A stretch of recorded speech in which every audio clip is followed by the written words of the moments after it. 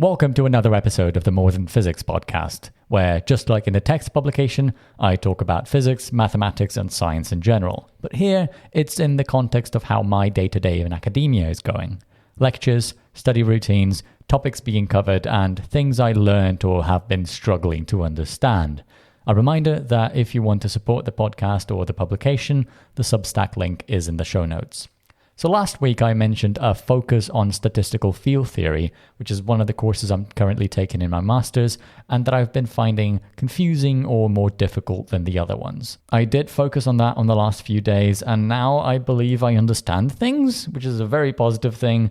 I'm feeling a lot more confident for the final exams coming in a week and a bit, but I'll tell you exactly how I got to this point. On Monday, the first thing I had was a quantum field theory lecture in which we covered quantum electrodynamic interactions. This is a mathematical description of what happens when you have a fermion field with spin 1/2 and some sort of charge interacting with a vector field, which will be essentially the carrier of this interaction between the charges, and it describes a boson. In that case, the fermion field is the electron field, and the vector field is a photon field. So essentially you have different electrons moving around and sending and receiving photons between each other. I found this very cool because it's the first time that we're describing systems that are closely related to their real counterparts, like their actual counterparts that happen in nature. Because until now, we were simplifying a lot of things and describing ideal cases, and of course we still are. It's very difficult to treat interactions, just like I said last week, without any sort of approximation or simplification. But this description of electrons moving around, and when they get too close to each other, they exchange photons, which in turn changes their momentum and lets them change their direction, is actually really close to what happens in real life. Electrons get close to each other, they have negative charges, both of them have negative charges, so they will repel each other. And to study this mechanism in very, very deep detail, even though it has approximations and simplifications still, gives you a nice new knowledge of how the very fundamental things in physics happen. Because we've been studying electromagnetic interactions for a while now. It's one of the fundamental forces. It's one of the four fundamental interactions of the universe. I'm not going to say four forces because gravity and so on. But to know exactly what the mechanism is that lets these electrons exchange energy and exchange momentum and acknowledge the position of each other so that they can interact is incredible. It's amazing, and I'm very glad that I'm taking this course.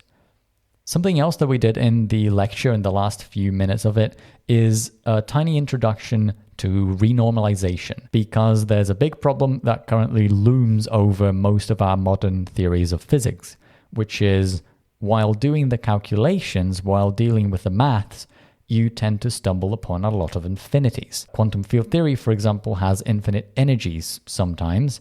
Relativity doesn't escape that either. You have infinite densities or infinite curvature of space-time. And the way you deal with these infinities is very important. First of all, it tends to be even difficult to understand which of these infinities are actual physical infinities and which of them are just an artifact of the maths, the way we describe things. In relativity, for example, it's very common that you have coordinate systems describing some type of space-time, and then you have infinities that are not actually real, but are just a consequence of having chosen a coordinate system that is not very fitting to that situation. And then, of course, you do have infinities that are real, and they result in black holes, for example. To figure that out, what we usually do is make coordinate transformations and observe which singularities stay there no matter what coordinates you're choosing, and which of them go away. And in quantum field theory, what you usually encounter are infinite energies resulting from interactions or parts of interactions that loop back on themselves and therefore aren't constrained by the conditions of the system. So even if the system has a total energy, a limit for the energy that it can have, these interactions are only an internal part and don't interact with the outside world, basically, so they don't have this limitation and they can have an unbounded amount of energy. I, to be honest, don't really understand what the mechanism behind it is, and the maths we use to describe it is complicated. And also the maths that we use to deal with it, to basically solve these singularities, these infinities, and to brush them under the rug, is also complicated, also weird. We just now started talking about it, so I don't really understand it. What I feel like it is a failure of our description, of our current theory. So I don't really believe there are infinite energy contributions to every interaction that ever happens between any particle. I think that would be kind of weird. And where is this energy going? Is it appearing from nowhere and then disappearing, and that's why we don't measure it? I don't like it. And also in general, I've been feeling like the maths language that we use to describe quantum field theory in general is very janky and gets more complicated than it needs to be to describe very simple things even. So something is hinting at the fact that there might be a better model to describe the things that we're trying to predict. I don't know what that model is. Quantum field theory has been proven to be insanely precise and accurate at describing the phenomena that we need it. And the standard model of particle physics, which arises from quantum field theory, is the most precise theory that we've ever had to measure anything. So to claim that there's a better system is easy, but to actually show that there's a better system and to figure out what it is a whole different story. I don't think we're close to finding a better system than quantum field theory, but there are certainly problems with the way we're describing these interactions and these fields. And the fact that we have infinite energy popping up everywhere is an indication of that. So yeah, that was the lecture. Renormalization is just one of the tricks that we use to get rid of these infinities that we find in interactions and to be able to actually calculate what happens without needing to worry about them. After that, some of my friends and I booked a study room so that we can try to solve statistical field theory problems together and see if we could help each other make progress. Because sometimes I understand some parts of it, some other person understands some other parts of it, and by solving something together, by discussing it, we can all further our understanding of the material. And that really ended up happening in this case. I'm very satisfied. We solved some problems relating to energy and how to represent systems in different ways. Overall, great insights, great progress, and a great sense of community, which is very important. Science is not made in a vacuum. You can't do everything alone, especially in these very difficult courses. It's important to have people around you so that you can explain things to them and understand them better yourself in the process, or have things explained to you in a way that is different from what you would get in a book or in a lecture. And overall, solving problems together divides up the mental strain that it is to work through something all on your own. That is, of course, also important sometimes, that you sit by yourself and try to go in your own pace, review things that you don't understand, and don't get distracted by a bunch of people saying different things and trying to contribute. But knowing that there's other people going through the same things and bouncing ideas off of each other and helping each other is so important. I'm very glad that the people studying with me are cool and clever and have interesting perspectives to solve problems and understand things differently, and that they're also good friends. So we can do things like these study sessions, working through very complicated things and trying to understand something, but then we can also go for a drink after it and still have fun. I think it's such a good part of the university experience and the academia experience in general. And I feel very privileged that I'm living through this. Tuesday and Wednesday were slow steps forward. We had an SFT lecture in which we talked about something called the Hubbard-Stratonovich transformation. It's something I didn't understand right away, but then on study sessions later I will understand, and I'll tell you about that. And we also had some good news. The professor told us that there's not going to be any phase transitions on our final exam. Last week I mentioned that that was a part of the material I hadn't covered yet, and now I'm very glad to know that I won't have to study. So on these 2 days I focused on reviewing the equations and relations that I had already seen, but also started doing exercise on some of the corrections for self-energy. What that means is that the energy of a particle itself will have some changes, some slight variations when it's moving through a gas or a medium that can affect it. So we have a value or an expression for the free energy of a particle, meaning without any interaction with the medium, and then we add to that some corrections, mainly the Hartree term and the Fock term, which are respectively the direct term and the exchange term. The exact nomenclature doesn't matter much. What matters is there's two types of corrections that we can make to the energy of a particle. So yeah, I had more things to learn, more things to understand for this one course, and it seemed very confusing and disconnected until Thursday morning.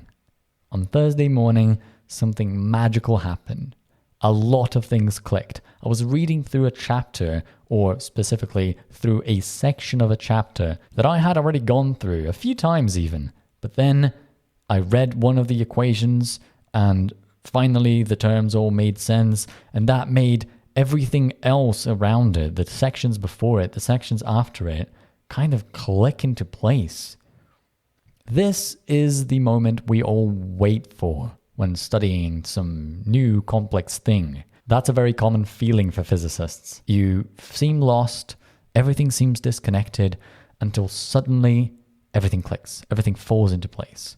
It doesn't mean you now have complete understanding of things, but you've internalized some of the structure and logic of how these procedures, these concepts work. I'm so glad that finally happened to me, because sometimes you go to a final exam maybe knowing some procedures, maybe knowing some of the concepts, but it hasn't clicked yet. And now I got it.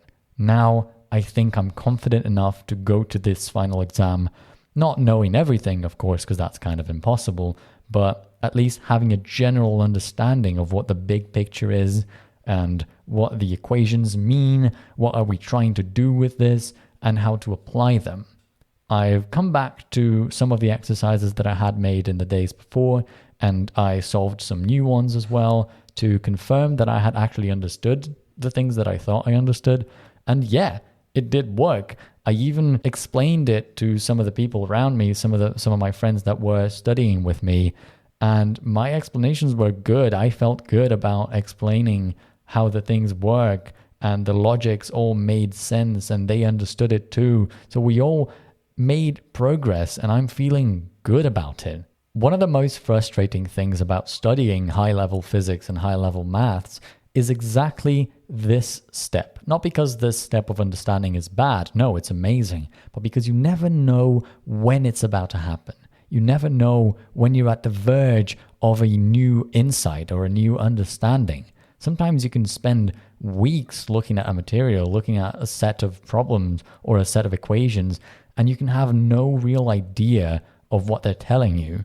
You can get used to some of the procedures, some of the steps, but maybe it never comes to you. Maybe it never clicks.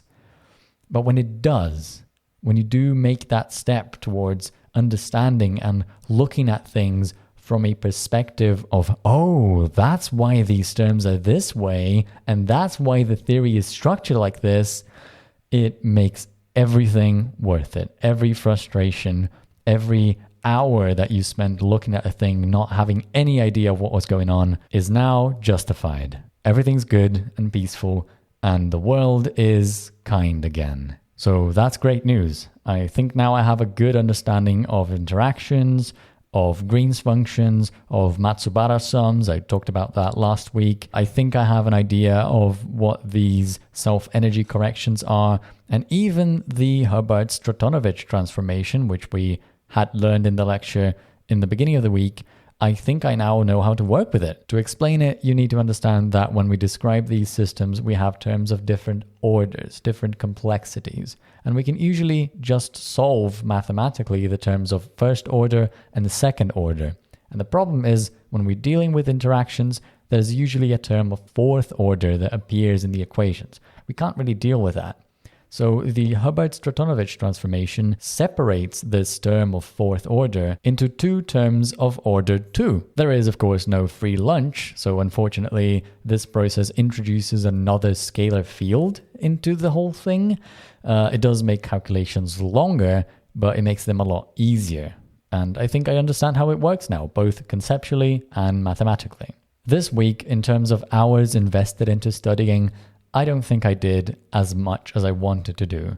But because a lot of things clicked on Thursday and from then on studying has been a lot more effective, I think I still did enough. I still achieved the things that I wanted to achieve, which was going deeper into SFT and feeling prepared for the exam. I do feel prepared for the exam now. Of course, I'm still going to keep studying, but now I'm a lot more optimistic. So much so that I'm choosing to focus on something else for a while, namely quantum field theory. This is the first final I have. The exam is on Monday, as opposed to SFT, which is on Thursday, and GR, which is on Friday. So the next few days will involve a lot more QFT than anything else as I come closer to the actual final exam. Next week, I'll tell you how much progress I did, how I studied, what I studied, if I understood everything or not. If you want to be notified when that comes out, don't forget to follow the show on your favorite podcast platform. Subscribe to the Substack publication, link in the show notes, to also receive all text posts, as well as to participate in the discussions and questions about the topics in the chat or in the comments sections. More Than Physics is a reader and listener supported publication, so thank you for being here and for sharing it around. I hope you enjoyed it, and until next time.